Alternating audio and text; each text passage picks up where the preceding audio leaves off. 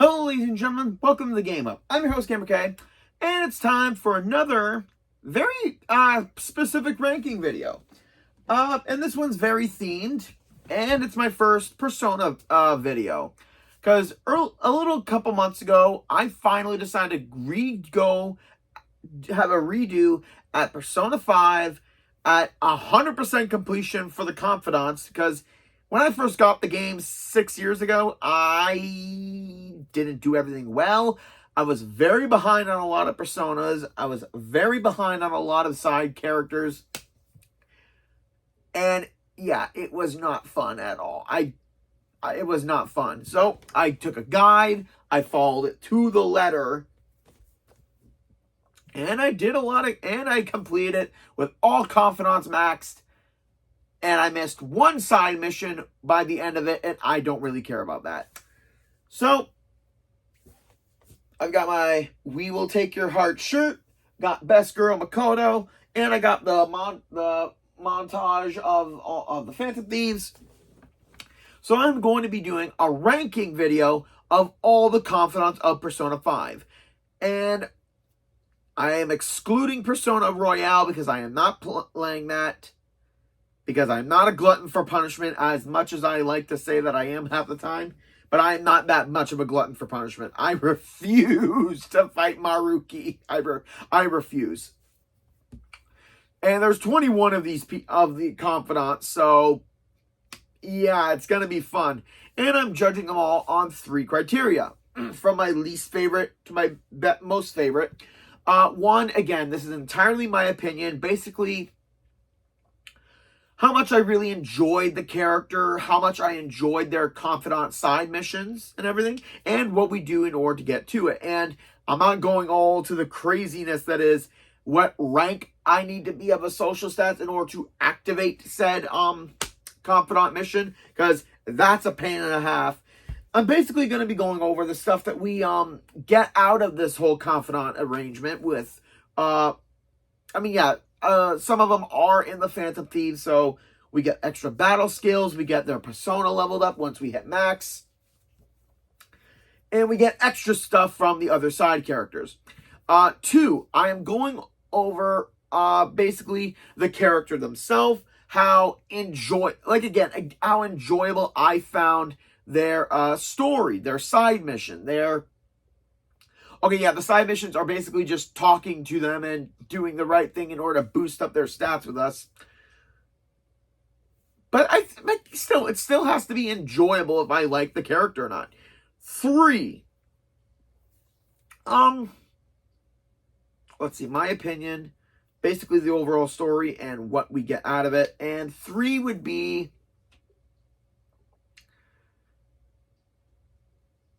yeah, actually, there's only 2 criteria there, if I'm being honest. So, ladies and gentlemen, it's time to take up your heart. It is time for ranking every Confidant in Persona 5. And starting off this list,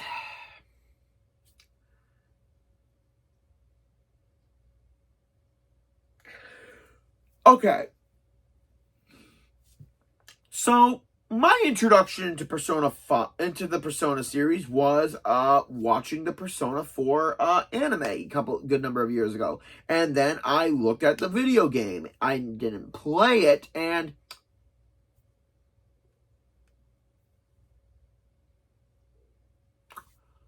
then playing Persona 5, I kind of noticed something about a particular character, a different voice, and a different tone, and I was just wondering, did they have to change voice actors or something? But no, it was a big misdirect. For those of you who probably know what I'm talking about, I'm talking about the Fool Arcana, which is ironic because he made a fool of all of us. Because, you know what? Who does Persona 5? Let me just double check. Atlas. Right. I forgot the company for a minute. Atlas! And boy, do they not love literally shoving the plot twist right in front of your face afterwards, saying, Yeah, it was this person the whole entire time. Because playing Catherine was fun, and yeah. I am, of course, talking about Igor, or should I say fake Igor. You know, the big badass. Oh, right. Spoilers. I know it's a little. Oh, no, wait. I did put the spoiler thing up? Oh, okay, good. Just double checking. I hate not putting spoilers if I'm spoiling information. Fake Igor does absolutely nothing but just progresses the story. Yeah, every time we we get his Confidant ranking up, it really doesn't do anything for us except expand the number of personas that we can have throughout the game, which I guess is a basic thing. Anyways, talking to Igor isn't really that great, especially since we find out that he's the big threat of the main game. Yeah. Being the warden of our prison and we being the inmate, I really would have loved it if original Igor was there the whole time. And then maybe halfway through they could have pulled a switch on us and no way we'd be able to tell with the voices. Never mind. Anyway, Igor's at the bottom because all he does is just gives us access to more personas later. Keeps telling us what we've done and all that stuff. So, yeah, that's it. Number 20 on the list is... Out of all the dateable women in this game, this is definitely one I would never choose. Mostly because it's kind of bland and boring. The star confidant, Hifumi Toga, is a shogi champion and prodigy that practices in a church for some reason. I don't get it. Her character development is kind of meh. Considering she thinks she's all superior, but she acts very like me and E whenever we play Yu-Gi-Oh! Or Vanguard or something. We get very animated. And I kind of love it. But, working with strategies that we can do in battle works after learning shogi from her. For example, we get to switch party members during combat, which comes in handy a lot. Her whole story, though, of how her mom's pushing her to be this celebrity shogi player in order to get riches and fame, and then it turns out that her mom rigged or bribed some of her opponents so that she would seem as great. It's not the best story. It's kind of downright very cliche. I mean, I think there's going to be one of this in any kind of game where the overbearing parent forces fame onto the kid. And then she decides to go back to being beginner so she can really see if she truly deserves the mantle. And I do like it. She's just lower on the list because the interactions with her are just kind of are kind of forgettable and not that much interesting with her side mission. So yeah. Number 19, we're going back to the prison, ladies and gentlemen, because the twins, Caroline and Justine, the strength confidant, are again near the bottom of the list. Mostly, their whole objective is for us to bring them certain specific personas and sometimes with specific abilities. So you're really going to have to mine for that and follow and basically, there is a guide of how to make all these personas. And I gotta say, doing all this is kind of fun because you get to evolve and not use personas that you need anymore in order to create your bigger ones. And my second round, I created personas I didn't even think I could. Also, pro tip, and I honestly didn't know this in the game, if you're going to if you're going to hang out or build the Confidant ranking of a certain persona, of a certain arcana, make sure you have a persona of that arcana, because it will boost up the character a little bit faster. I didn't know that when I first played, and it kind of shows my idiocy. Although, to be fair, I got all the way to the cruise ship being an idiot, so yeah, I'm just going to leave it at that. Look, twins, I do enjoy that as we progress theirs by creating all these amazing personas, they start to get bits of memory kind of jolted back into them of their original purpose. And they start to question things with Igor, which, again, I do love. How the prison guards are kind of questioning their warden and kind of in more favor of me or the Joker. And yeah, they're near, again, the bottom of the list, basically because their whole thing doesn't really add a lot of story, and it just gives us better personas. And I mean, it's good, but I gotta like a character for the journey with them, the whole bonding with them. And sadly, I can't speak again. We get to do a little bit more with this character, but at the same time, this number 18 on the list is, again, not as interesting as the rest of the characters in the game. And number 18, Deal with the Devil, is Ichuko Oya. If I'm mispronouncing names, I'm not very good at it.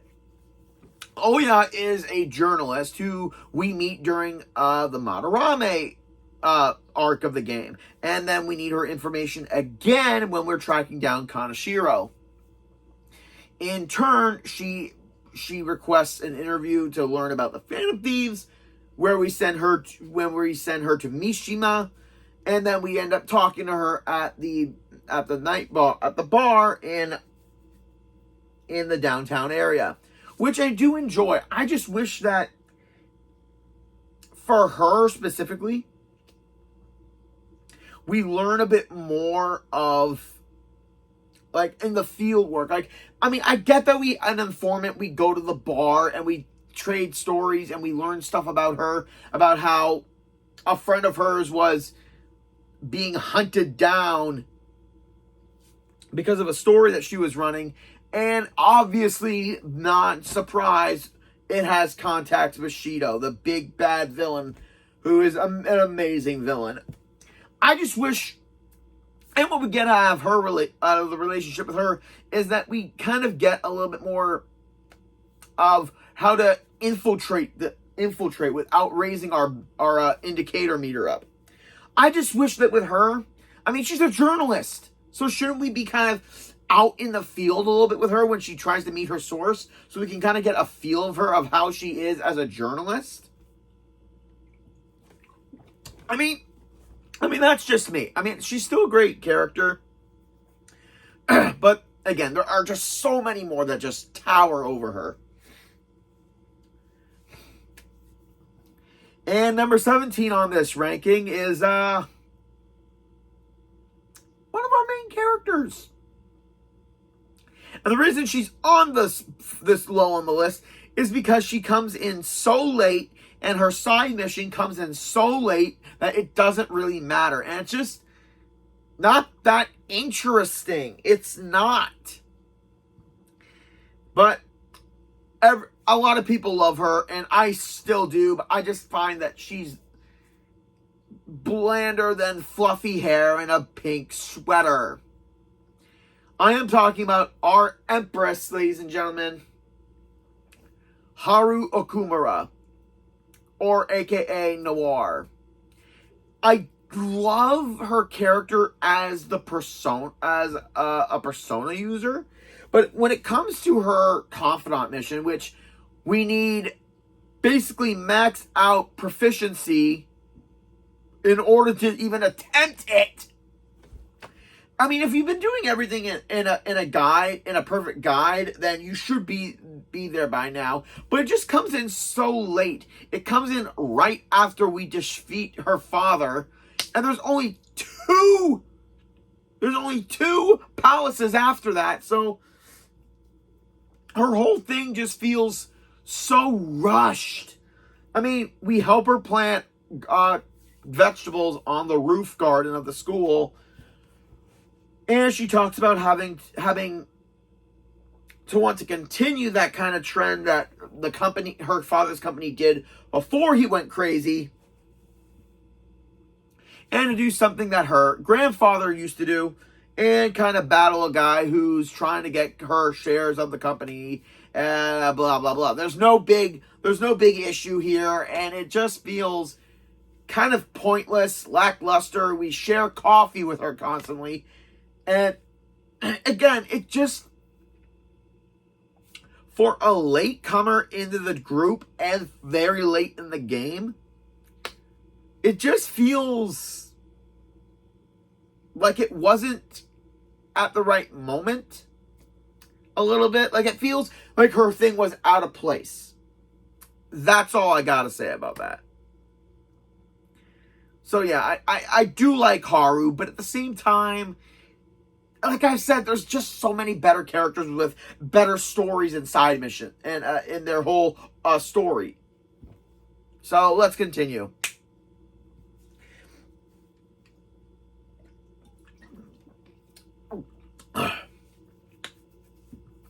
Literally one of the first people we ever meet, and it's all story based, which is why he's a little bit lower on the list. I'm talking about everyone's favorite feline, Morgana.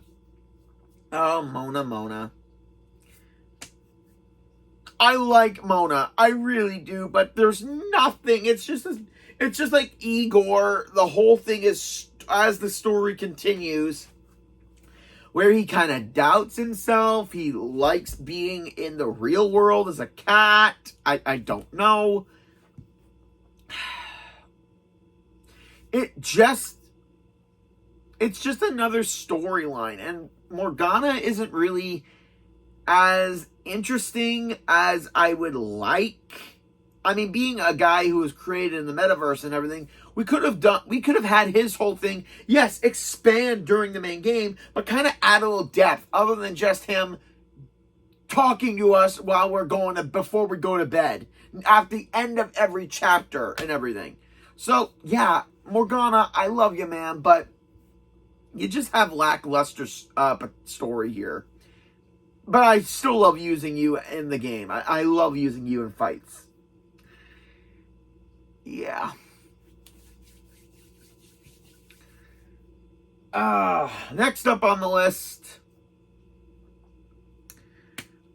I don't know if fortune's in our favor, but this chick makes sure that we get a little extra.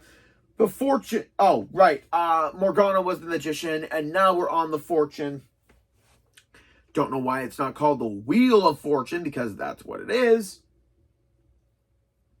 We have Chiya Mifune, who is a street psychic, who basically tells of calamity that happens to people and basically gives us a good handful of side missions and mementos in order to go change someone's heart.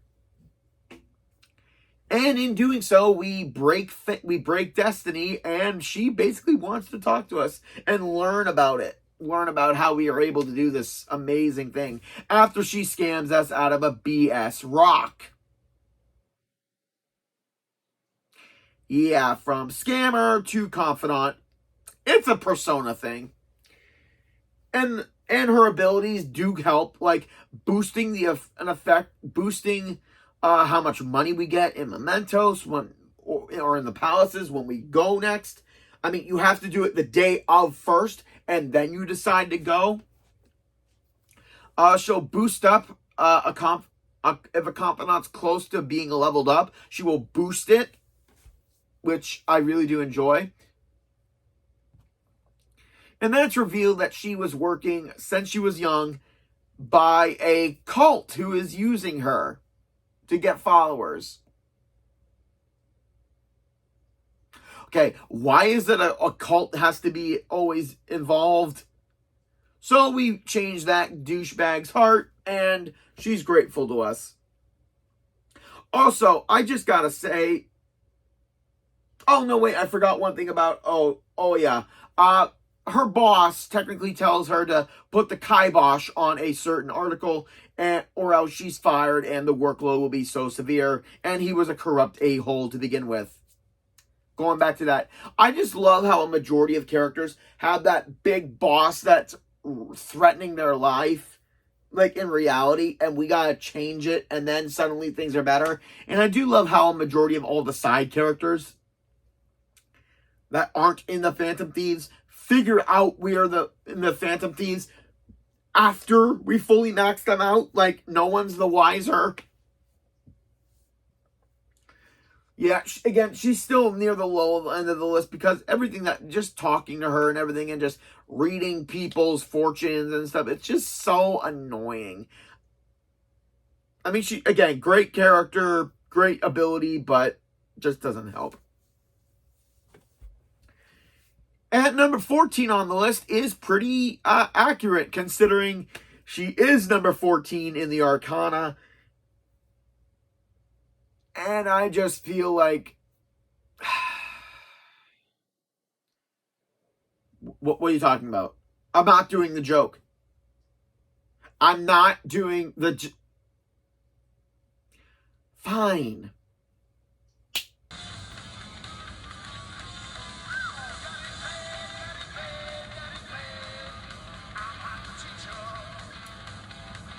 Can I continue now? Thank you. Yeah, if number 14 and that song didn't make sense, I'm talking about the Temperance Arcana, which is number 14, aka Sadeo Kawakami, who is best teacher in any Persona game. If they do this trend ever again, she may be the best. And really, we were doing this stereotype in this game. I mean, it's great. She hates us originally, but then as things continue, she starts to warm up to us. And then with Mishima and Ryuji, we discover that she's working nights as a maid, and we kind of hire her to clean up our attic, and then we kind of help her out by just talking to her. We hear about her story, how she was tutoring a student years ago, but the student was being forced by his parents, his parents, into working so much to give money for them, and he was exhausted and he died in a car accident. She felt guilty, and the parents are basically blaming her and making her work so much, so she has to pay them off. And then when she ends up in the hospital later during the whole thing, we get to meet these a-holes personally. And then as we continue through the story, you gotta do this all before the trip to Hawaii, or else you'll have to wait a long, long, long time. No, wait, you have to wait for summer. You have to wait before the summer vacation section. So, yeah, get that done right off the bat.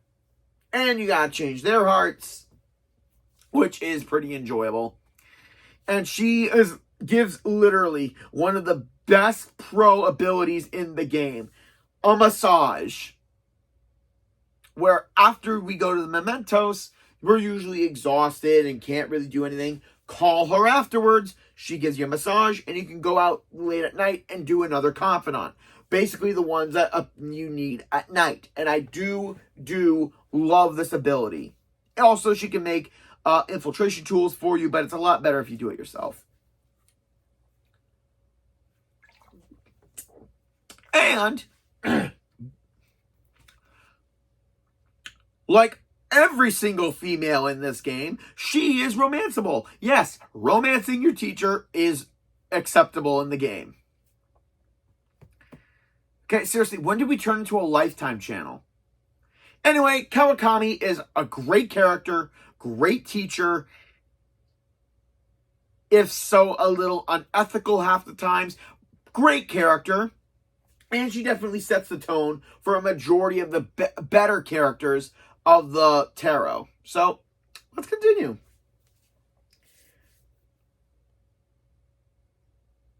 Remember how I mentioned towering over before?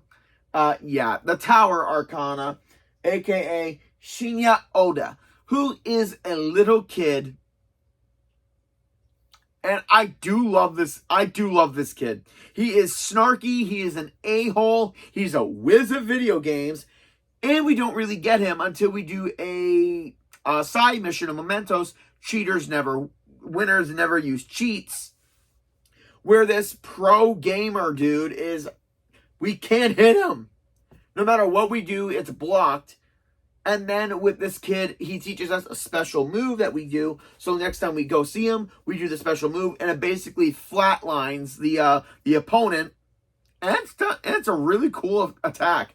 And then we help him become the best gamer he can be and beat certain characters. But then we find out that he's a little mean to some of the other kids and other players. And then again, it turns out that his mom is becoming a helicopter mom and doesn't want him to do anything bad. And she's basically becoming a terrible mother because of the result, which affects him more because he thinks people can't lose and he needs to be a winner all the time. And that also means being a jerk for some reason.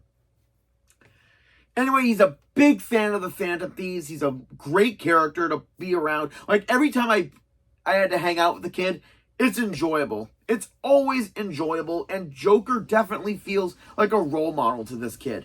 I would love it. If the next Persona game they do, make it a couple years, like in canon, a couple years after the events, and make Oda a new member of whatever they call the new group. Let him be a main character that joins the new main character and gets his own persona. And being friends with the Phantom Thieves, he kind of knows the basics. I think it would be amazing, and keep his tower persona. I'm just saying, I think it would be a good idea. Well, it's been a while since we've talked about one of the main characters in our group, so number 12, the Lovers, aka a lot of people's surprise isn't one of the best girls, on Takamaki, aka Panther. Okay, great female character. She's lived overseas, so she knows a little bit more English, and just an outright badass character. And always that typical girl who, how can I say this? Looks like a flirt, but she's really just a kind and generous person. And one of the victims of our first villain of the game. And I've talked about him in some of my favorite first bosses. And yeah, great boss fight, terrible character. And On is an absolute gem. Great character. And I do love how her side mission is basically her wanting to do her modeling career, but then she meets another model who is kind of wears a little bit skimpier outfits and dresses, while On does a lot more conservative looks, which I do love how On isn't going to downgrade what she wants to do to appease the photographers and everything else. And she's got and how she always talks about her friend Shiho, who, if you guys play the game, you know the issues there. How Shiho kind of is her rock, her anchor to keep her motivated, to keep doing the best that she can do. And I love On about that. Basically, everyone needs a friend like that to keep you grounded and push you forward to doing what you want to do.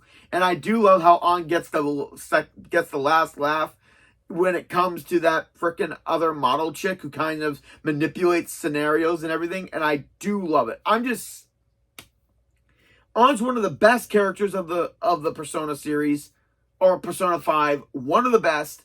But I just feel like again, the people who are above her just give a little bit more in-depth story, because I kind of already figured that it was going to have to do something with Shiho, her side mission. So yeah, again, not that much of a surprise. So yeah, now we continue.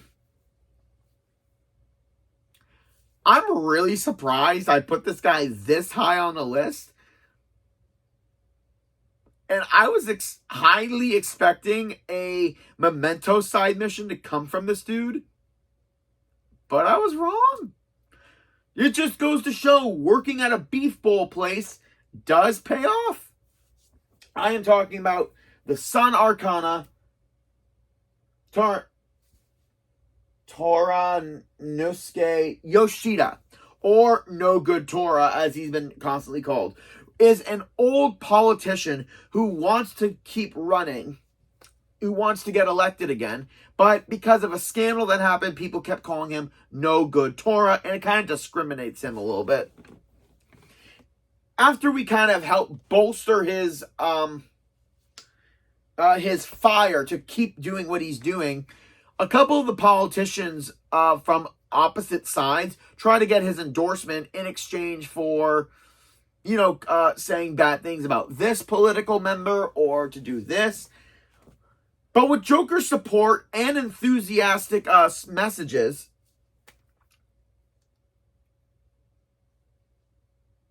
I gotta say, Yoshida became one of my favorite characters, especially an early on character to work with.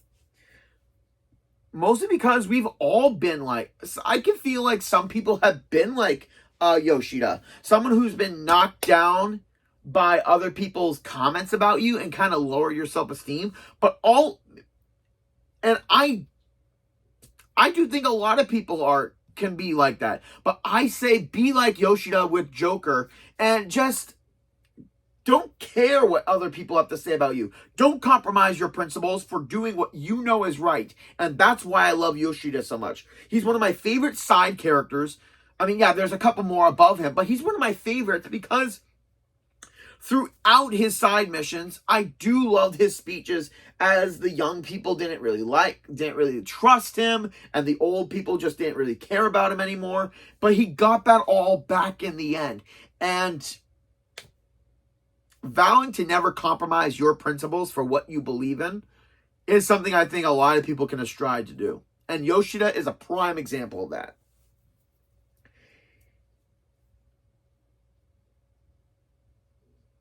Oh, boy. Okay. Ironically, this one is number 9 in the Arcana. And I didn't mean to do that intentionally. I just put them where I thought they were on the list. And it worked out in 2 ways. One with Kawakami being number 14. And the Hermit being number 9. A.K.a. our shut-in of a hacker, who is voiced by a great voice actress, who is also the voice actress of Black Cat in the Spider-Man game. Futaba Sakura, a.k.a. Oracle, is number 9 on the list. No, wait, my bad. Sorry, guys. Sorry, redo all that. I apologize. This is number 10. I'm a complete... Okay, yeah, I am a complete idiot. It's not Futaba Sakura. My eye went down to the wrong section, and this is the problem with doing lists like this. The number 10 spot is actually the Judgment Arcana. The Judgment Arcana, a.k.a. Sai Nijima, who doesn't really get a side mission in this entire game, and is basically one part of, technically, a bad guy in a way. From the start of the game, she's the prosecutor who is tasked with finding out the chain of events that led up to Joker's arrest. So yeah, she's the one who's talking to us in the interrogation room throughout the entirety of the game. And the entire game is flashback version, which I love. I find that we don't get that enough in games where it works well, because we're trying to find out what the heck happened. And with Sai being there, we get good context, and her to doubt everything we say, and as the story goes on, it starts to be so ridiculous enough that she starts to believe in us. And also, again, she is one of the best boss fights in the game. But also, the reason she's like smack dab kind of in the middle, for a majority of reasons, and one of them is, yeah, she's narrating the story to us basically because Ren doesn't have a voice in this freaking game, which sucks. So everything we do, she's pretty much narrating and confirming what's been going on and responding to our whole things. And becomes a pawn, not in just the villain's plans, but in our plans to get Joker the hell out of Dodge right after we pick things up, right after her story, right after her chapter, and right before the biggest chapter in the game. So if she doesn't have like a full story, and again, if she's like Igor and Morgana, where it's basically story where her confidant gives us a boost, why does it freaking matter? Well, for me, it does, because she is kind of rushing to judgment throughout our talks, where she doesn't believe anything. Despite being a prosecutor, she's supposed to look at the facts and then judge. But she came in already cocked with her judgment in hand.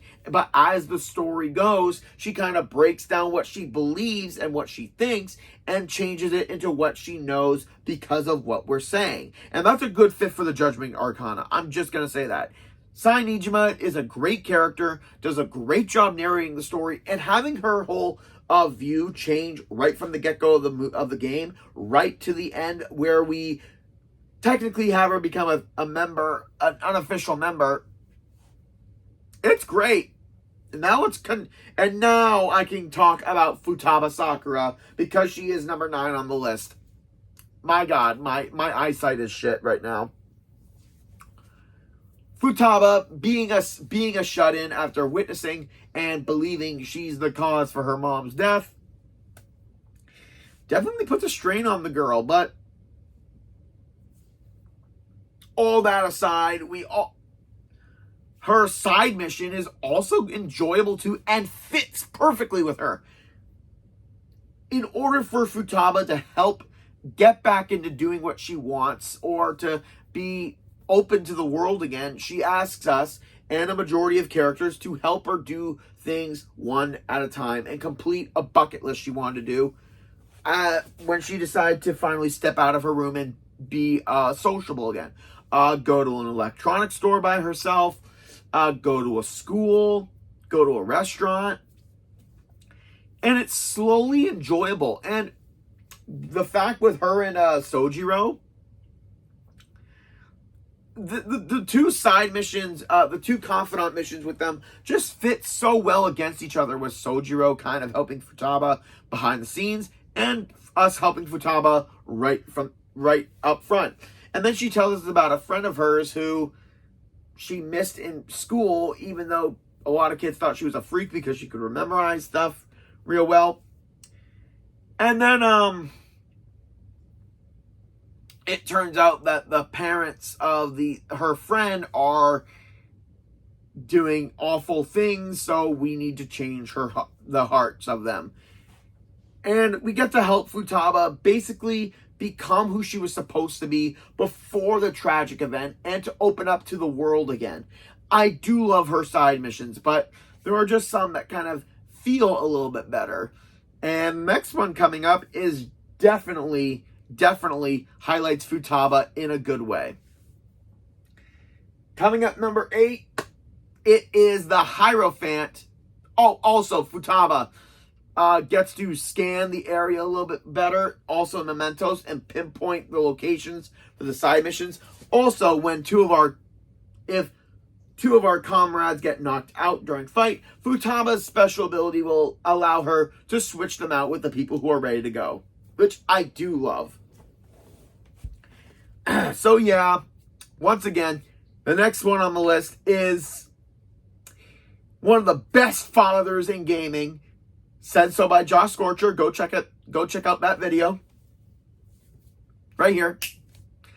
One of the best fathers in the series, Sojiro!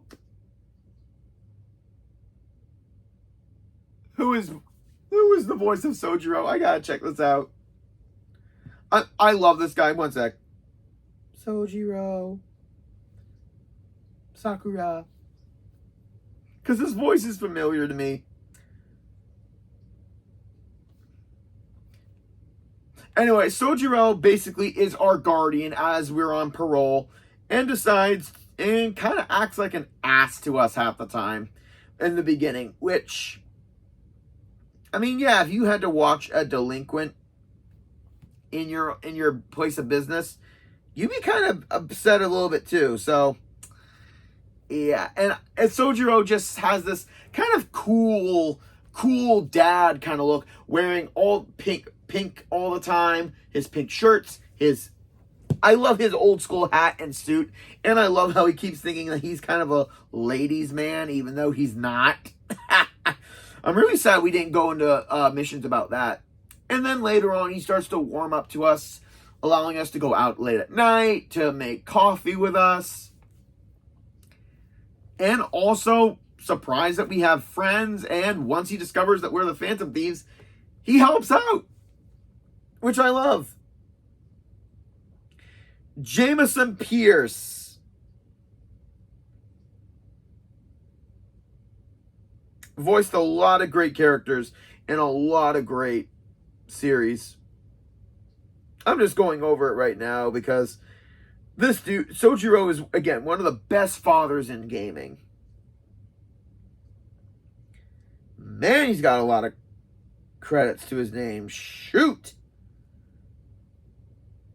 I'm amazed by this.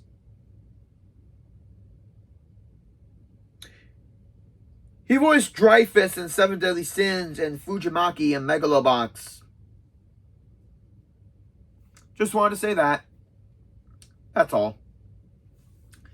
And Sojiro's side mission is great, considering Futaba's uncle has come to get custody of her in order to use her as a meal ticket. Yup.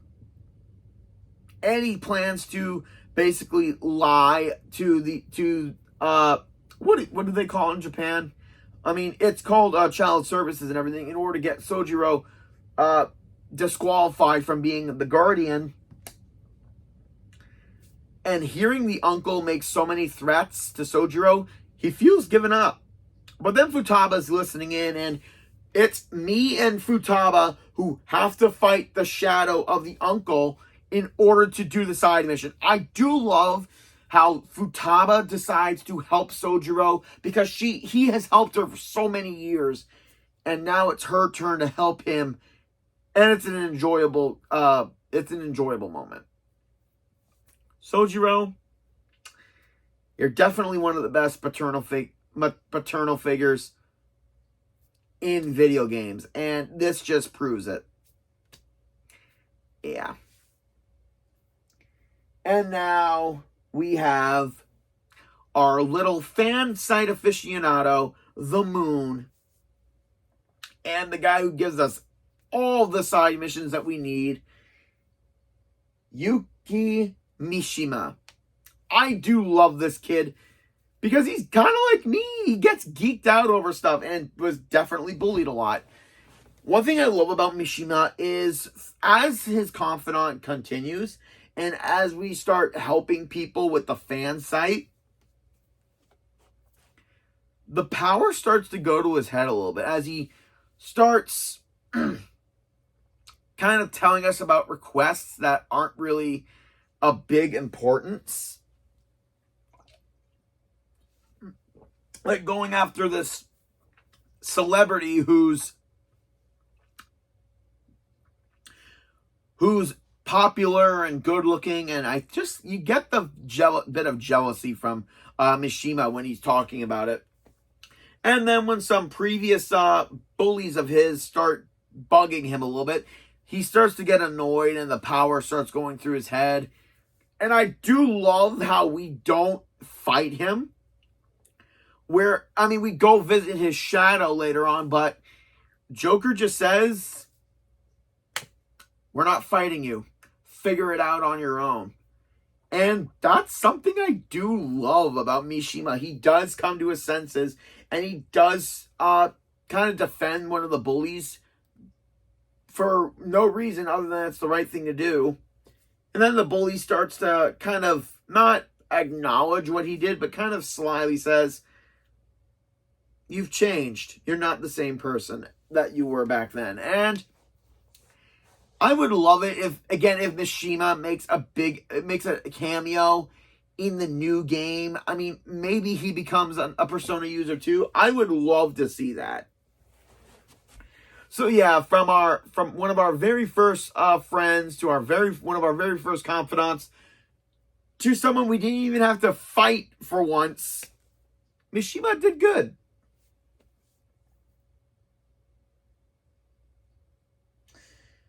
Okay, now we're getting into one of my favorite characters of the game, an absolute badass, the gecko of the streets, the hangman persona,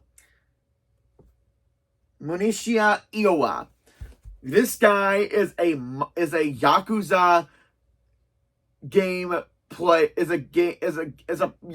player's dream character. He runs a airsoft shop where we purchase a lot of our weapons and helps us upgrade them later on as we work for him.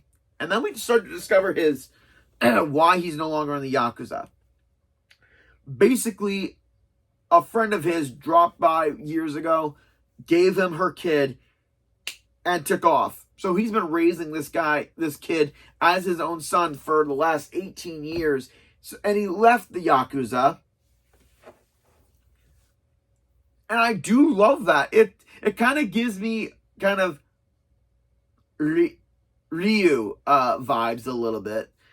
And he's an absolute badass, asking us to kind of listen in onto meetings of former Yakuza members that he meets because they want a new war to start because some of the old people are going down. So that's time for the new people to take action, and he's going to supply them with guns. And then they threaten his son, and he ain't having it. And I do love how it kind of ends for him near the end. I do love the end of the side mission where the mob friend that he was talking to kind of screws him over. And I do love how he gets his in the end. I frickin' love it. Iwa is just a great character for me because of the atmosphere. Yeah, he sounds like a tough as nails Yakuza dude, but in the end, he's just an overall great guy. And now we get to the Emperor, and again, another favorite character of mine. The annoying but irritating artist. Annoying but irritating. Yeah, that basically sums him up. Yusuke Kitagawa. And I freaking love this guy. Right from the get-go when I first met him, I thought, okay, you're eccentric. You're bizarre. You can't take a freaking hint to save your life. But he's goddamn talented. We run into him during the second arc of the game, and I just love Yusuke to no end. His entire side mission is one to capture the beauty of the world and of desire, using mementos as its core concept. But then having an art critic comment on his work and say that basically be a jackass to him throughout his entire process, as throughout we help Yusuke define his muse about different things in the world, love, religion, everything that goes on in this game. And his final product, I would love a replica of his artwork. I would absolutely love it. And then we find out that he did win the contest, and the art critic was being an asshole to him on purpose in order to aspire him to do greater, so he doesn't end up like the jackass Madarame, who he kind of knew. Yusuke is definitely one of my favorite Confidant missions because it's so intriguing. In order to help this character out of his slump, but also making sure he stays humble and true to his artistic style, and to not become what his mentor became. And I do love that. Okay. It's been so long, and people definitely say that this is the best girl in the game. And I'm one to agree. It's time to play Doctor with our Death Arcana, Tai Takemi, who is basically if Abi Shudo was a physician, but oh dear God, this Doctor is actually pretty hot. I do love how she appears in this main story after we help Futaba, just a little bit, but she is one of the earlier confidants that we get, considering she lives right by where we live, and she needs a guinea pig in order to work out some new drugs. We volunteer, we get some deals on some new medication and new items, and then it's discovered that despite her appearance and her reputation that she has, she's a very caring physician, helping all the people in the area, even if they can't pay the high prices, which I do love that. And that's her backstory when a doctor or one of the head honchos of a hospital she used to work at basically brings up an old patient of hers that she was testing stuff on who was ill, and then that she died, which sends Takemi into a kind of despair. And then it's the truth is that the patient isn't dead, just in a critical state, so Takemi can help them. And I do love how Takemi stays in the small town that we are in, the small corner, in order to help more people. And I do love the character. I do love seeing a character who's supposed to be one thing, but is completely spun into another thing. And I do love that. So Doctor, this is definitely one of my favorite Doctor characters. I'm just going to say that. And now we get to the top 3, ladies and gentlemen. And to start it off, we have my best girl, the High Priestess, Makoto Nijima. Oh, she is a queen. And oh my God, I just love her so much. She was the character I loved right from the get-go in the game. And not just because her voice actress, Charme Leah, which I do love, and I gotta meet her one of these days. But she is definitely my best girl in the entire Persona 5 series. Because she's just this kind of proper student council president who, after being told what to do most of her life, she finally lets loose and becomes this badass biker chick. And she still has that absolute intensity throughout the game. And I do love how, as a student council has the president, she feels responsible for all the abuse that happened throughout the beginning of the game, but also the events prior to the game. So she feels kind of responsible of not really doing anything about it and actually spying on a majority of students so they don't trust her. But then she starts talking to another friend and tries to make her see that the guy she's dating is an absolute jack. And the only way to do that is pretend Joker is her boyfriend. And I milk every minute I can out of that. Especially when it comes time to freaking deciding whether to romance her or not. It's always a yes. And I do love the romantic bits between them in the Valentine's Day and the New Year's Eve. And it's just... I just and I'm gonna say this. I believe Makoto is primarily canon to being Joker's love interest, because everyone else seems more like a friend, and the moments between them, and especially considering in this game and in Strikers, when she got scared, she clung to Joker's leg. Both times, I'm just pointing it out there. And if they ever were to do a third game, it needs to be canon that Joker and Makoto are together, because I'm just saying this, it makes sense, and I just love them. I just love how badass she is. And even in her side mission, when her friend isn't really listening, she slaps some sense into her, and that she sees what she wants to do, and to become a police officer like her late father. And I love that. I just freaking love how determined and amazing Makoto is. Best girl for a reason. Okay, there's 2 left, and anyone who loves Persona 5 knows who they are, and now you're wondering what position, where I'm placing them.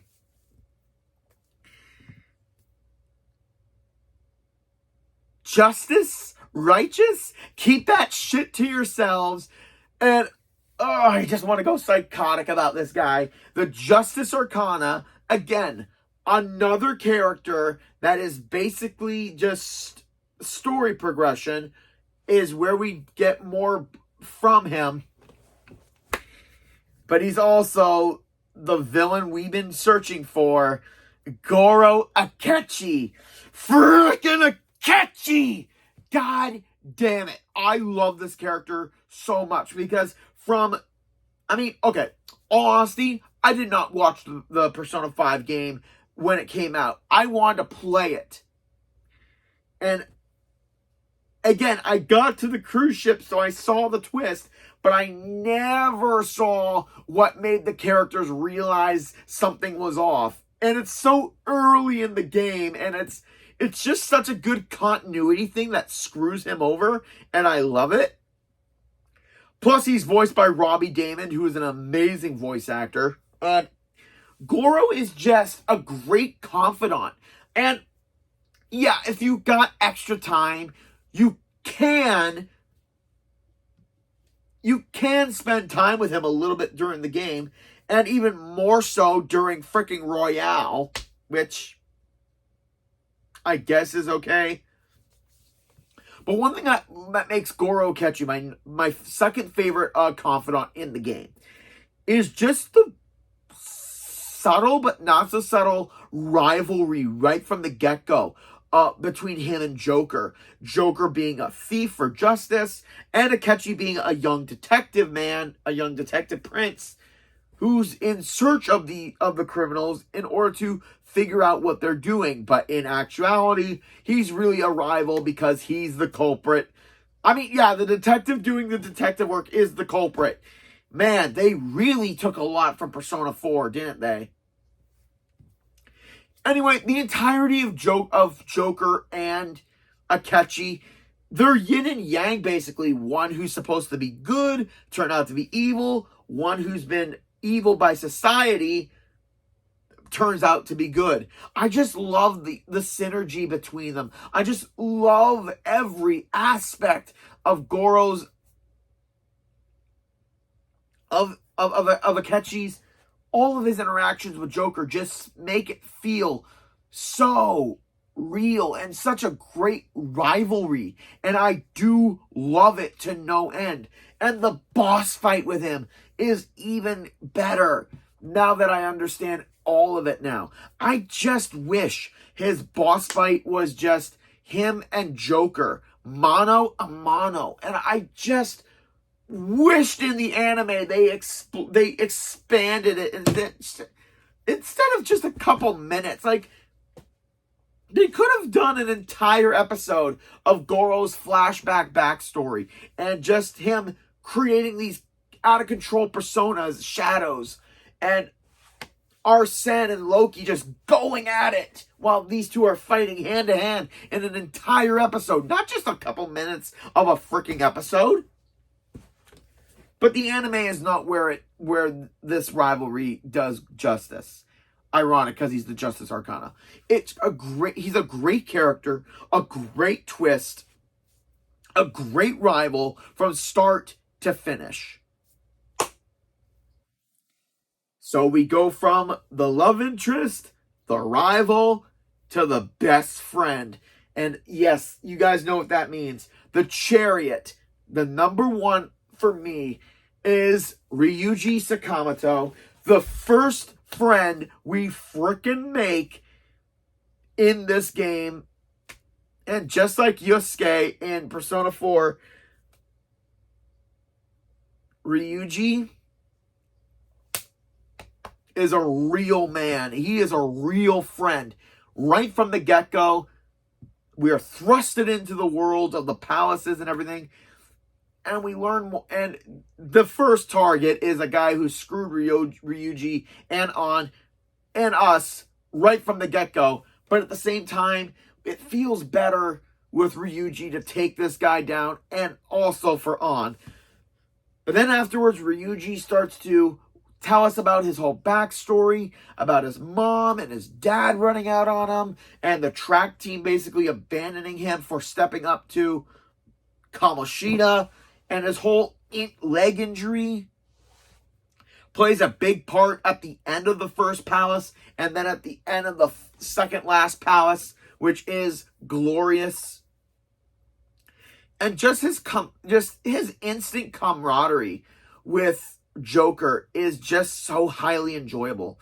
Every moment I choose to hang out with Ryuji, to go to the fishing, to go eat ramen, to exercise, everything with Ryuji just...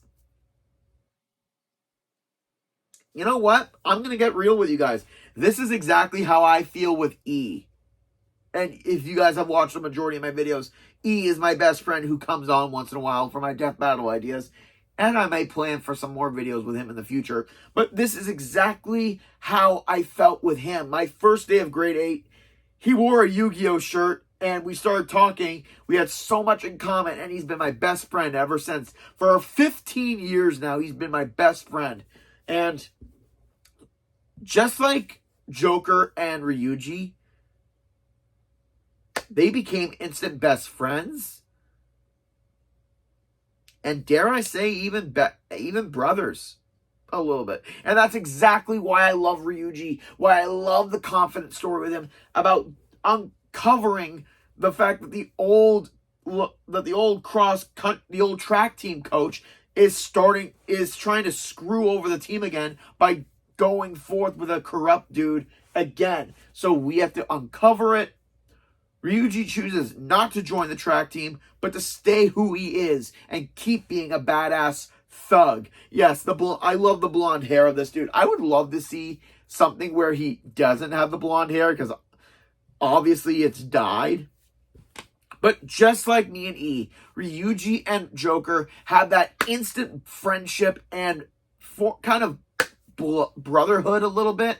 And I gotta give credit to the writers for just like Yosuke and Narukami, we get an absolute great best friend right at the start of the fucking game, and he's my favorite confidant in the entire series. And that's it, ladies and gentlemen. I hope you guys enjoyed this list. Like, comment, subscribe down below, and join me next week where I end the month of June as we take to the waters of Greece and go back into another DLC. This is Gamer K, logging out.